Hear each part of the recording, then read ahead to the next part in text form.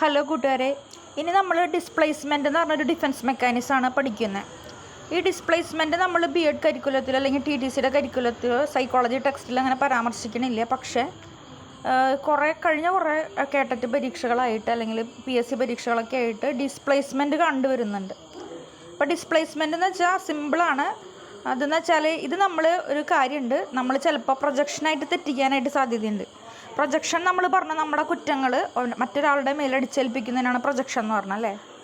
എന്നാൽ ഡിസ്പ്ലേസ്മെൻ്റ് എന്ന് പറഞ്ഞാൽ അതിൻ്റെ ക്വസ്റ്റ്യൻ ഇങ്ങനെ ഇരിക്കും: ഒരാളോട് ദേഷ്യം തോന്നി, പക്ഷെ ആ ദേഷ്യം അയാൾ വേറൊരു ആളിൽ തീർക്കുകയാണ്.